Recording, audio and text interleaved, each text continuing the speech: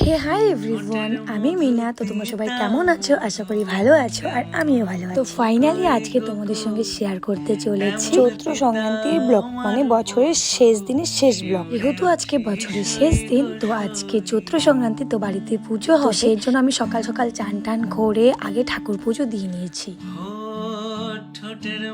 তো এদিকে আমার ঠাকুর পুজো দেওয়া কমপ্লিট। তো এখন আমি যাব রান্নাঘরে, মাকে একটু রেডি করে দেবো, কারণ আজকে অনেক কিছু রান্না করা হবে। তো আজকে মাই রান্না করবে সবকিছু। তো আমি মাকে এদিকে রেডি করে দেবো। তো আমি ফার্স্টে সবজিগুলো কেটে দিচ্ছি, মানে বড়া ভাজি যা যা কাটার দরকার সবকিছু আমি কেটে দিচ্ছি।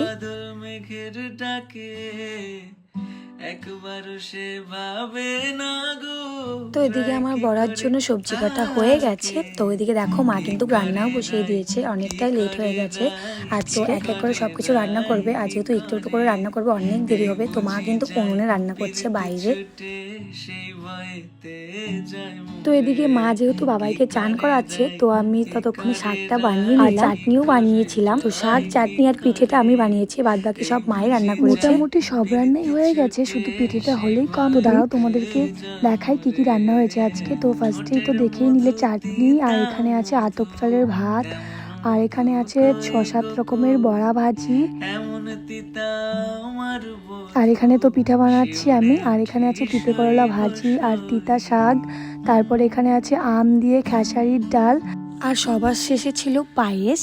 তো এখানে দেখো মা কিন্তু পায়েসটাও বানিয়ে নিয়েছে, মাত্রই নামিয়েছে। আর আমার শ্বশুর বাড়িতে হলো আজকে যে পুজোটা করবে সেটা হলো নিরামিষ রান্না দিয়ে, মানে এমনি পুরোপুরি ভাবে নিরামিষ না, মানে বাসনপত্র যেগুলো আমরা রোজ খাই সেগুলোতেই রান্না হবে, শুধু রান্নাটা নিরামিষ হবে। আর আমার বাপের বাড়িতে মানে আজকের দিনে মাছ দিয়ে পুজো করতে, কিন্তু আবার পেঁয়াজ রসুন ছাড়া। তো এইদিকে কিন্তু আমার পিঠে বানানো কমপ্লিট। তো এখন সবকিছু রেডি। আর এদিকে বাবা কলা পাতা কেটে নিয়ে এসেছে, আর হলো একটা কলার ডুঙ্গুল বানিয়েছে, মানে দুটোতে আর কি সবকিছু দিয়ে যা যা রান্না করেছি সবকিছু দিয়ে রেডি করতে হবে। কলা পাতা যেটা আগে পাতা আছে সেটা ঘরে আর কি দিব, থাইতে বলে। আমার বাপের বাড়ি তো আছে, বাট আমার মা কোনোদিনও করেনি, তো সেভাবে দেখা হয়নি। তো এখানে শ্বশুর বাড়িতে এসে দেখি যে আমার শাশুড়ি মাও করে, তো আমার শাশুড়ি মার সঙ্গে সঙ্গে আমিও করি। আর পরে তো এগুলো আমাকেই করতে হবে, আর তো কেউ নিজে করবে, তাই মার কাছে সবকিছু দেখে আমিও শিখে রাখছি। তো কলা পাতাতে যেটা রেডি করেছিলাম সেটা তো ঘরে দিয়ে দিয়েছি, দেখেইছো।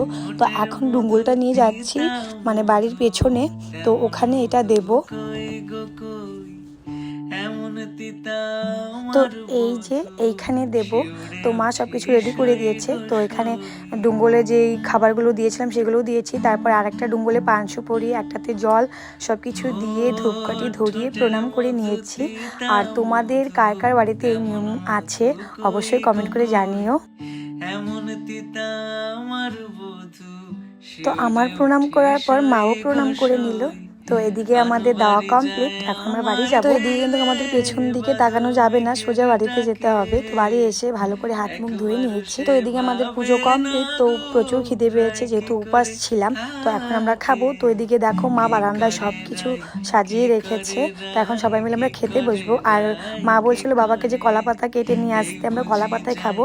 তারপর বাবা কলা পাতা কেটে নিয়ে এসেছে। আমার না কলা পাতাতে খেতে ভীষণ ভালো লাগে। তোমাদের কাছে কলা পাতাতে খেতে কেমন লাগে অবশ্যই কমেন্টে জানিও। জানো কলা পাতাতে খেলে না আমার বৈষ্ণব সেবার ফিল আসে। আগে তো বৈষ্ণব সেবাতে কলা পাতাতে খাবার দিত, এখন তো দেয় না, এখন তো সবাই প্লাস্টিকের পাতাতেই দেয়। তো আগে যে কলা পাতাতে দিত ভীষণ ভালো লাগতো, আমার তো ভীষণ ভালো লাগে কলা পাতাতে খেতে। এদিকে দেখো মা কিন্তু আমাদেরকে সবাইকে খাবার দিয়ে দিয়েছে। ঘরে যে থাইটটা দিয়েছিলাম তো সেটা মেখে সবাইকে পাতে পাতে দিয়ে দিয়েছে। তো সেই প্রসাদটা এখন খাচ্ছি। তো সত্যি বলতে ভীষণ টেস্টি হয়েছে প্রসাদটা খেতে, আর সবগুলো রান্নাই না ভীষণ টেস্টি হয়েছে। এমনিতেই তো বড়া ভাজি শাক ডাল এগুলো এমনিই ভালো লাগে।